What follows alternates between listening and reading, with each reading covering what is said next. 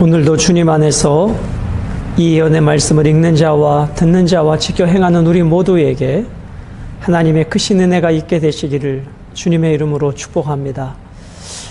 함께 묵상하실 본문은 로마서 4장 1절로 8절의 말씀입니다.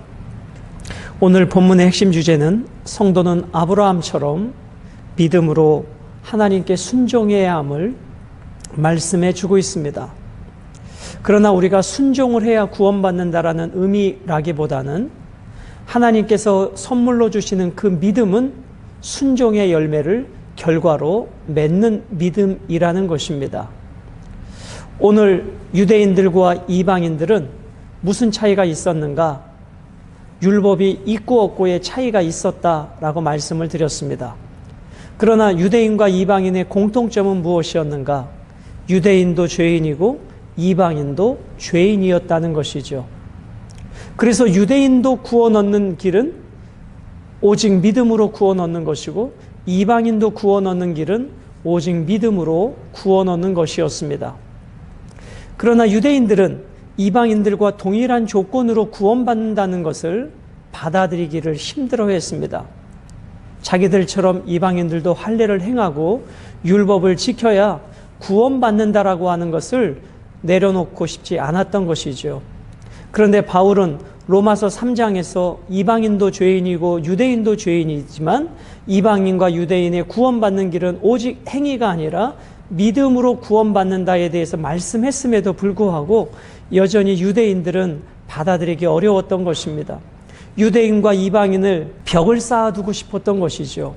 그런데 이제 4장에 들어서 유대인들이 가장 존경하는 믿음의 사람 아브라함과 다윗 왕 두 사람을 통해서 그들이 어떻게 구원받은 하나님의 백성이 되었는가를 실증적 증언을 함을 통해서 유대인이나 이방인이나 오직 구원 얻는 길은 믿음이어야 함을 말씀해 주고 있는 것입니다. 오늘 이러한 맥락을 기억하시면서 이제 4장 1절 아브라함에 대한 질문을 통해서 구원에 이르는 믿음의 여정을 이제 살펴보기로 하겠습니다. 그런즉 육신으로 우리 조상인 아브라함이 무엇을 얻었다 하리요. 자, 바울은 육신으로 우리 조상이 아브라함임을 인정합니다.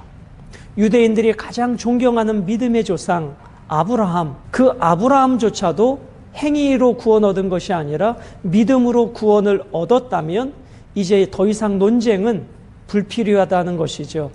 그래서 바울은 믿음으로 구원에 이르는 길을 설명하기 위해서 유대인들이 가장 존경하는 아브라함을 설명해 주고 있는 것입니다. 육신으로 우리 조상인 아브라함이 무엇을 얻었다 하리요? 무엇을 얻었다 하리요? 아브라함조차도 믿음으로 구원 얻었다는 것을 설명해 주기 위해서 이제 이 질문을 시작하고 있는 것이죠. 그래서 2절은 아브라함도 행위가 아니라 믿음으로 구원 얻었다라고 유대인들에게 결정적 펀치를 날리고 있습니다.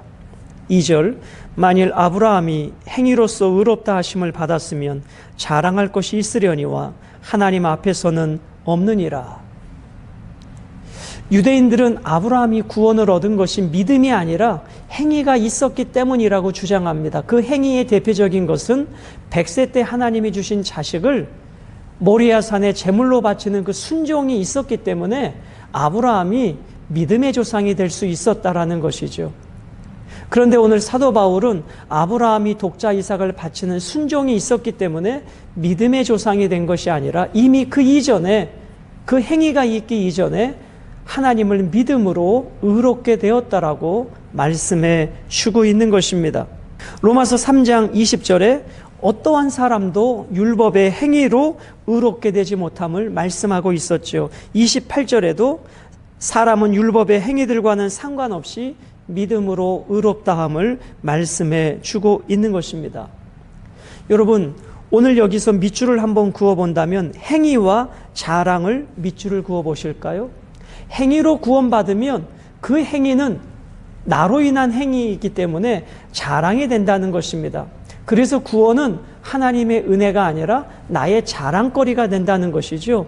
사도 바울은 이 논리를 철저하게 배격하고 있는 것입니다. 그러므로 아브라함이 행위로서 의롭다 하심을 얻었으면, 즉 구원을 얻었다면 그것은 자랑할 것이 있을 것이다. 그런데 하나님 앞에서는 없다라고 말씀합니다. 무슨 말씀입니까? 우리가 볼 때는 상대적으로 아브라함이 믿음의 행위를 많이 했다고 할지라도, 다른 사람들과 비교해서 탁월한 믿음의 행위가 있었다 할지라도 그 행위의 기준이 하나님의 기준에는 결코 이룰 수 없다는 것이죠. 그래서 로마서는 모든 사람이 죄인임을 말씀해 주고 있습니다. 우리가 지난 3주 동안 욥기서를 통해서 욥의 그 의로운 행위, 온전하고 정직하고 여호와를 경외하며 악에서 떠났던 그 욥이라 할지라도 그 행위로 하나님의 기준에 도달할 수 없는 것입니다. 그러므로 아무리 아브라함이 의로운 행위가 있었다 할지라도 하나님의 구원에 이르는 기준에 아브라함의 행위는 도달할 수 없었다는 것이죠. 그래서 3절에 아브라함의 믿음을 이렇게 말씀합니다. 성경이 무엇을 말하느냐? 아브라함이 하나님을 믿음에 그것이 그에게 의로 여겨진 바 되었느니라. 자, 성경은 아브라함이 행위로서 의롭게 됐다고 말씀하는 것이 아니라 믿음으로 의롭게 여겨졌다. 자, 아까 2절은 행위와 자랑을 서로 밑줄을 그어봤다면 3절은 믿음에와 의를 밑줄을 그어보시면 상호 연결이 되는 것입니다. 자, 이 본문이 창세기 15장 5절과 6절에 있는 본문을 사도 바울이 인용하고 있는 것이죠. 그를 이끌고 밖으로 나가 이르시되 하늘을 우러러 무뼈를 셀 수 있나 보라. 또 그에게 이르시되 내 자손이 이와 같으리라. 아브라함이 여호와를 믿으니 여호와께서 이를 그의 의로 여기시고. 지금 아브라함의 상황은 이제 100세가 되도록 자녀가 없는 것입니다. 인간적으로는 소망이 없는 것이죠. 그런 아브라함을 하나님이 데리고 나가셔서 무뼈를 보여주시면서 내 자손이 이와 같으리라 말씀하십니다. 이 약속을 아브라함이 어떻게 했다는 거예요? 믿었다는 것입니다. 없는 것 가운데서 있게 하시는 그 하나님을 믿는 믿음, 불가능한 것 가운데 가능하게 하시는 하나님을 믿는 그 믿음, 그리고 그 사랑으로 지키시고 보호하시는 그 하나님을 아브라함은 믿었다는 것입니다. 그 하나님에 대한 믿음을 가지고 있을 때에 하나님은 이것을 의로 여기셨다. 즉 구원의 도구로 여겨주셨다라고 말씀해 주고 계신 것입니다. 자, 지금 사도 바울은 의와 믿음과 의의 관계를 설명해 주기 위해서 구약 성경의 두 구절을 인용합니다. 하나는 하박국서 2장 4절, 나의 의인은 믿음으로 살리라. 그리고 오늘 창세기 15장 6절의 말씀을 인용함을 통해서 의와 믿음과 의의 관계에 대해서 말씀해 주고 있습니다. 행위로 의롭게 되는 것이 아니라 믿음으로 의롭게 되어진다. 유대인들이 가장 존경하는 믿음의 조상 그 아브라함조차도 행위로 의롭게 된 것이 아니라 믿음으로 의롭게 되었음을 창세기의 말씀을 인용하면서 유대인들의 그 가치관을 진리로 깨트리고 있는 것입니다. 자, 4절과 5절은 보수로서 구원받는 것이 아니라 은혜로서 구원받는 것을 다시 말씀해 주고 있죠. 4절, 일하는 자에게는 그 싹이 은혜로 여겨지지 아니하고 보수로 여겨지거니와 이를 아니할지라도 경건하지 아니한 자를 의롭다 하신 이를 믿는 자에게는 그의 믿음을 의로 여기신다. 자, 여기도 밑줄을 한번 그어 보실까요? 일하는 자, 싹, 보수. 자, 싹과 보수는 같이 연결되는 것이죠. 자, 5절에 이를 아니할지라도 경건하지 아니한 자, 의롭다 하신 그것을 믿음을 의로 여기신다. 자, 이렇게 한번 연결을 지어 보실까요? 일을 했어요. 그에게는 뭐가 주어져요? 보수가 주어집니다. 그것은 은혜가 아니라 정당한 대가지요. 여기서 이 보수라고 하는 말의 의미는 빚을 지다, 의무를 지다 라는 뜻입니다. 그가 일을 했기 때문에 일을 시킨 사람은 그에게 채무가 있는 것이죠. 구원을 어떤 대가로 얻는 것이라면 그것은 은혜가 아니라 의무요, 빚으로 남는다는 것입니다. 즉 인간이 어떠한 의로운 행위를 했다면 하나님은 그 인간에게 구원이라고 하는 채무를 지게 된다는 것입니다. 그런데 구원은 그렇게 되어지는 것이 아니라는 것이죠. 그래서 5절에는 일을 아니할지라도, 여기서 일은 행위를 말하는 것이죠. 율법적 행위. 율법적 행위가 없는 사람을 어떻게 표현해요? 경건하지 아니한 자. 자, 그래서 경건하지 아니한 자는 율법의 행위가 없는 사람, 순전함에서 벗어난 사람, 타락한 사람, 불순한 사람, 무례한 사람, 이러한 죄인들이라 할지라도 예수 그리스도의 십자가와 부활의 사건을 믿는 그 믿음이 있다면 그 믿음이 의가 되어진다. 이 믿음을 은혜로 주신다라고 말씀해 주고 있는 것입니다. 그러므로 우리가 어떠한 율법적 행위를 했기 때문에 그것이 구원의 통로가 된다면 그것은 은혜가 아니라 인간이 요구하는 정당한 싹에 대한 대가, 하나님은 반드시 그 채무를 이행하셔야 될 책임이 있다는 논리가 되는 것입니다. 그런데 이를 아니할지라도, 경건하지 않을지라도 하나님을 믿는 그 믿음, 예수님의 그 십자가와 부활의 사건, 영원토록 우리와 함께 하시는 그 믿음을 믿는 믿음이 있다면 그것을 의로 여겨주신다라고 말씀해 주고 있는 것입니다. 여러분, 왜 계속해서 지금 바울이 이러한 행위가 아니라 믿음의 의를 말씀하고 있다고요? 유대인들은 저 이방인들이 할례를 행하고 율법을 지켜야 자기들처럼 구원받을 수 있다는 것을 포기하고 싶지 않았다는 것이죠. 이 선민의식, 이 특권의식, 바울은 지금 이것을 아브라함의 예를 통해서 깨트려 가고 있는 것입니다.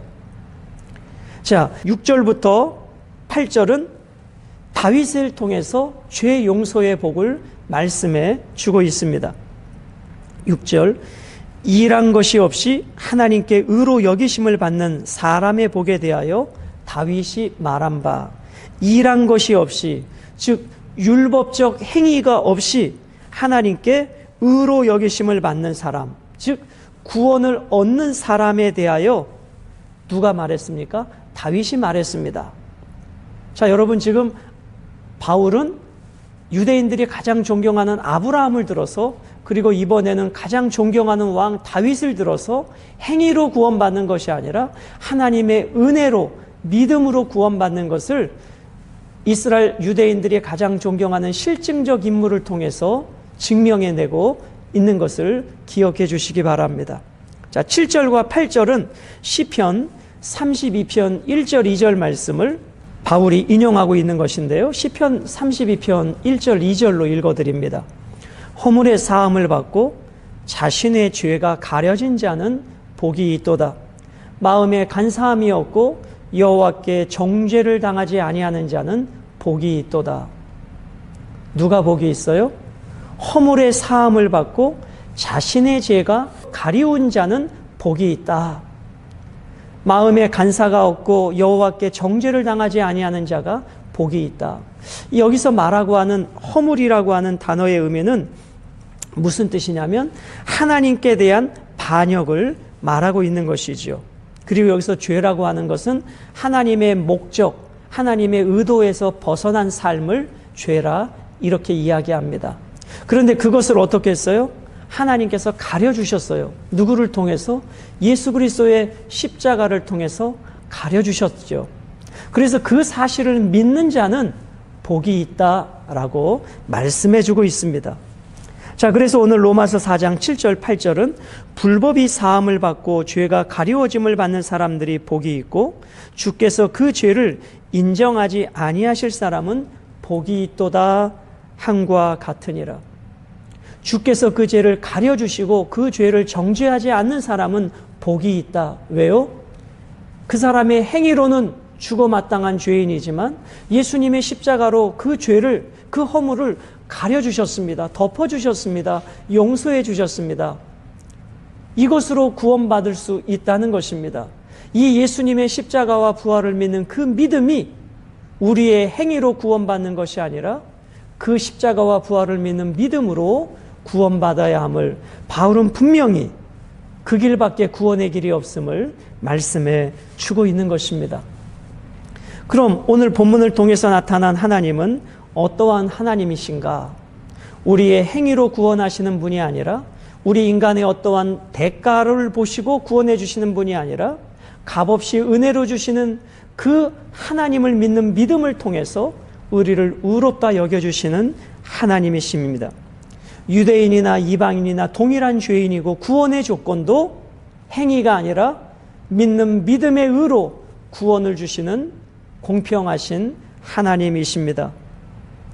그러므로 우리는 오늘 본문을 통해서 우리는 믿음으로 구원받은 영적인 아브라함의 가족임을 우리는 기억해야 합니다. 우리가 아브라함과 혈통적 가족은 아니지만 아브라함이 모든 믿음의 조상이 된 것은 그가 믿는 그 믿음, 구원에 이르는 그 원리가 오늘 우리들에게도 동일하게 적용되어진다는 것입니다. 그러므로 우리도 믿음으로 아브라함의 자손이요 영적인 하나님의 은혜의 가족인 것입니다.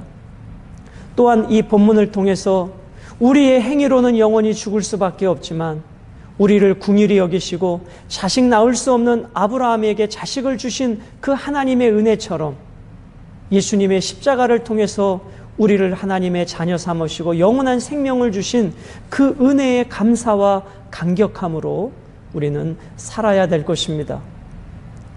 사랑하는 여러분, 우리가 이 땅에서 살아가면서 많은 선물들을 받지만 우리가 받은 선물 중에서 예수 그리스도의 선물만큼 귀한 것이 있겠습니까?